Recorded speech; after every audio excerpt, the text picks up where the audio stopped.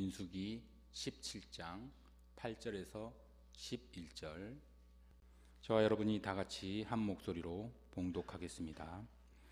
이튿날 모세가 증거의 장막에 들어가 본즉 레위 집을 위하여 낸 아론의 지팡이에 움이 돋고 순이 나고 꽃이 피어서 살구 열매가 열렸더라. 모세가 그 지팡이 전부를 여호와 앞에서 이스라엘 모든 자손에게로 가져오매 그들이 보고 각각 자기 지팡이를 집어들었더라. 여호와께서 또 모세에게 이르시되 아론의 지팡이는 증거계 앞으로 도로 가져다가 거기 간직하여 반역한 자에 대한 표징이 되게 하여 그들로 내게 대한 원망을 그치고 죽지 않게 할지니라. 모세가 곧 그같이 하되 여호와께서 자기에게 명령하신 대로 하였더라. 아멘. 오직 예수. 오늘은 민수기 17장 8절에서 17절로 증거계에 들어간 지팡이란 제목으로 말씀을 나누겠습니다. 사랑하는 용인 서부교회 형제자매 여러분, 증거계는 우리가 알다시피 언약계, 법계, 여호와의 계란 이름과 같이 사용하고 있습니다. 그런데 그 증거계 안에 왜 지팡이가 들어가 있을까요? 증거계는 되게 거룩한 이스라엘 최고의 성물이잖아요. 지팡이가 거기 왜 들어가 있을까요?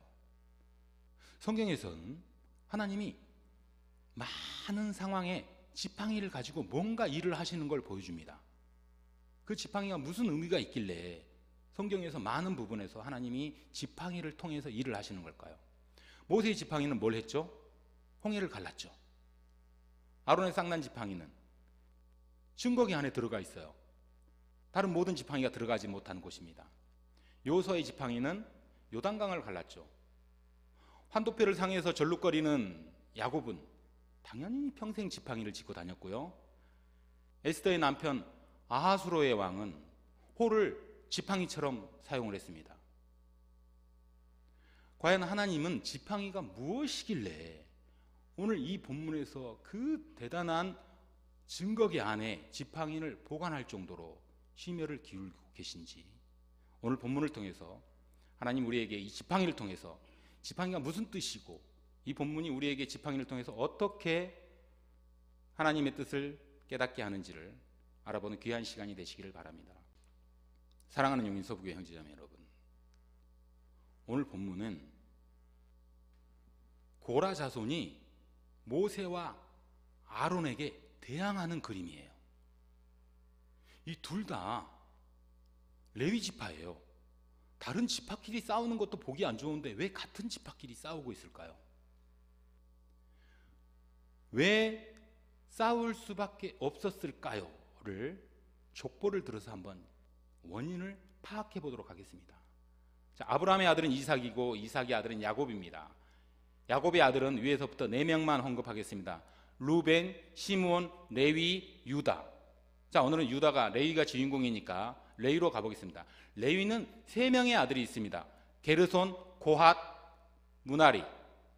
자, 고핫 자손으로 가보겠습니다. 고핫은 4명의 아들을 낳았는데요, 맨 먼저 첫 번째 난 아들이 바로 모세를 낳았어요. 그리고 두 번째 난 아들이 고라를 낳았어요. 이 두 사람은 할아버지가 같아요. 그러니까 사촌이 되는 거죠. 굉장히 친한 족속들이에요. 그런데 모세와 아론에게 지금 뭔가를 따지고 있는 거예요. 뭘 따지냐면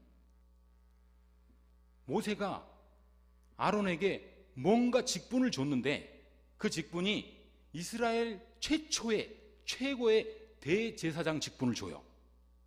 그게 아론입니다. 그리고 아론의 아들들에게 제사장의 직분을 줘요. 즉 제사를 주관할 수 있는 능력을 주는 거죠.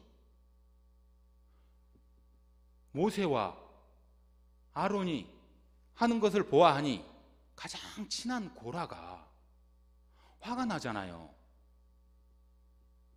우리도 사람이 있고 우리도 시간이 있고 우리도 자격이 있는데 왜 우리는 그 거룩한 직분에 사용하지 않느냐. 우리도 하고 싶다. 지성소에 들어가서 우리도 여호와 하나님 만나고 싶다. 그 일을 하게 해다오. 이거는 너무 당연한 주장 아니에요? 저는 여기까지는 아무런 문제를 찾지를 못했어요.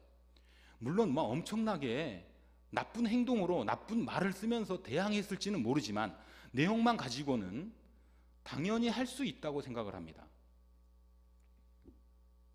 그런데 이 사람들이 그것만 가지고 얘기를 했을까요?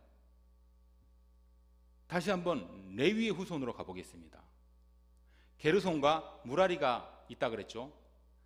자, 이스라엘은 매번 장막을 옮깁니다. 옮길 때마다 증거궤가 같이 따라가요. 그래서 이 증거궤를 가운데 놓고 동서남북으로 레위 지파가 삥 둘러싸요. 그리고 그 밖을 세 지파씩 동서남북으로 총 12지파가 싹 둘러싼 다음에 동쪽을 향해서 이렇게 나아갑니다. 그 증거궤 맨 앞에 모세와 아론이 서 있어요. 아무것도 안 해요. 그냥 앞에 서서 걸어가는 거예요. 그리고 바로 밑에 남쪽에는 고라 자손이 있는데, 자, 레위 지파의 자손들이 무슨 일을 하냐면 제사장과 대제사장이 하지 않는 일을 해요. 그게 뭐냐면 고라 자손이 하는 일은 성전 안에 있는 집기들을 옮기는 거예요. 자, 제단, 떡상, 등대 이런 거를 옮기는 거예요. 이거는 들고 가야 돼요. 어깨에 메거나 마차에 실을 수가 없어요. 너무나 귀하고 소중한 것이니까. 그리고 바로 왼쪽에 서쪽에 있는 게르손 자녀손들은 뭘 하냐면 장막과 천장을 덮고 있는 장막과 휘장, 지성소 안에 들어가는 휘장을 걷어서 그것을 들고 가야 되는데 너무 무겁고 크잖아요. 그래서 모세가 수레 2개를 주고 소 4마리를 줍니다. 여기다 끌고 가. 거기다 끌고 가는 거예요. 따라가는 거, 언약궤를 줄줄줄 따라가는 거, 이동할 때.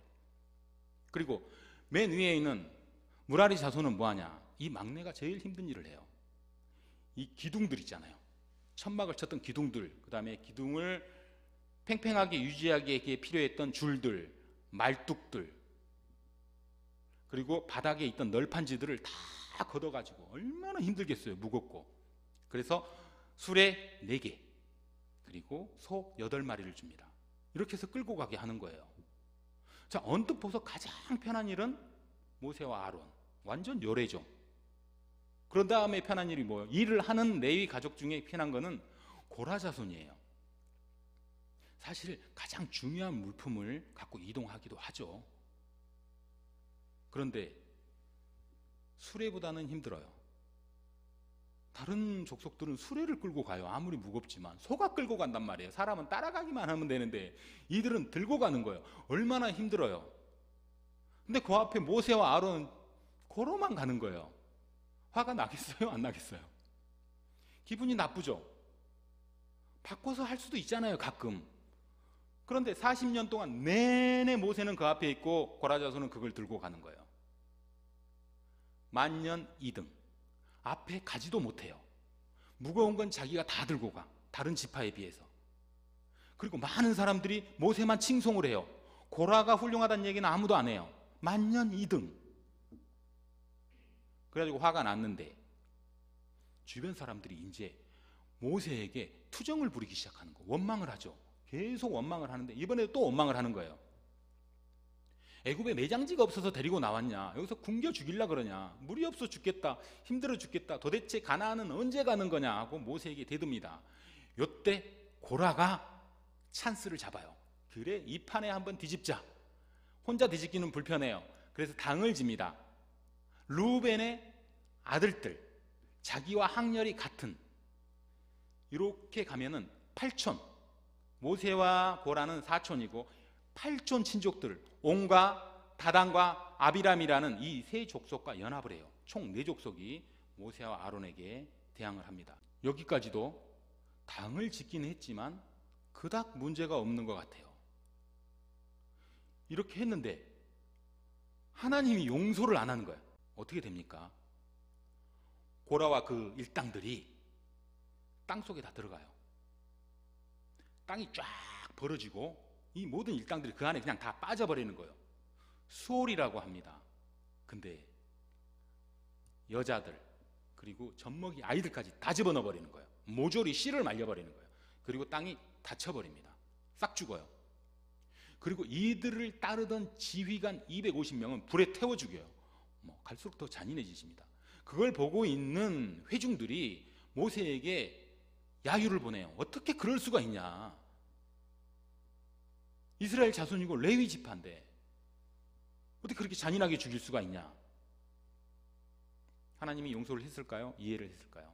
또 그 야유하고 원망하는 14,700명을 연병에 걸리게 해서 다 죽여버립니다. 이게 바로 16장의 일이에요. 이렇게 해서 하나님의 심판이 끝납니다. 그리고 바로 넘어가면 하나님은 무서운 하나님, 두려움의 하나님, 심판의 하나님이에요. 근데 하나님은 절대 그런 분이 아니잖아요. 그래서 오늘 17장이 존재하는 겁니다. 자, 이제 하나님이 모세에게 시킵니다.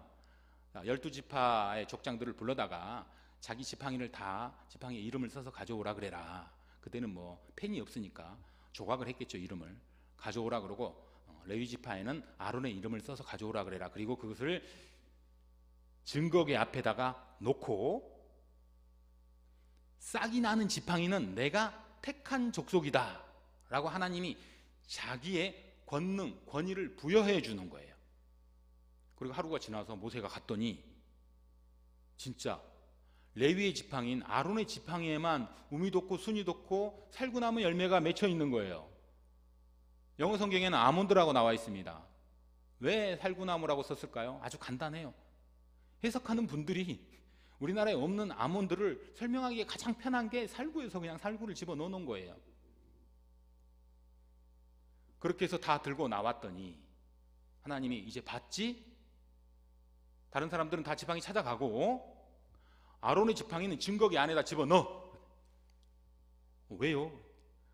앞으로 너희들이 증거궤는 영영히 들고 다닐 거잖아. 성전이 이루어져도, 솔로몬의 성전이 이루어질 때도 증거궤는 항상 그 안에, 성전 안에 들어가 있습니다. 영원히 너희들이 신물로 가지고 다닐 거잖아. 그러니까 가지고 다니는 때마다 너희 후손들이 물어볼 거 아니냐. 저 안에 지팡이가 왜 있습니까? 그거는 일부 족장들이 하나님의 권위에 대항해서 반항을 해서 반란을 일으킨 다음에 다 죽었다. 근데 하나님이 그대로 끝내는 게 아니라 이 지팡이를 통해서 너희들이 교훈을 받아서 다시는 너희들이 죽지 않았으면 좋겠다라는 하나님의 은혜가 그 안에 들어가 있음을 알려주는 거예요. 그래서 10절에 너희들이 죽지 않기를 바라노라 하는 게 쓰여 있습니다. 즉 심판에서 은혜로 이동을 하는 것입니다. 자, 여러분, 고라 자손이 지은 죄가 무엇일까요? 고라 자손은 왜 모세와 아론에게 대항을 했을까요? 우리가 이미 아는 거 말고 고라 자손은 이스라엘의 편제, 직제를 잘못 이해했어요. 하나님이 만든 이스라엘은 수평적인 관계입니다. 수직이 아니에요. 고라 자손은 자기의 직분에 만족하지 않고 높이 가는 수직으로 직분을 보기 때문에 높은 직분을 원한 거예요. 각자의 자리에서 최선을 다하는 똑같은 직분이라고 생각했으면 원하지 않았겠죠. 이로써 충분합니다 라고 했겠죠. 고라 자손이 이렇게 하나님의 세워놓은 그 직분을 탐하는 것은 분명히 잘못된 것입니다. 그래서 심판을 받은 것이에요. 우리 지난주에 창세기에 아담이 홀로 독처하는 게 보기 안 좋아서 누구를 해줬다 그랬죠?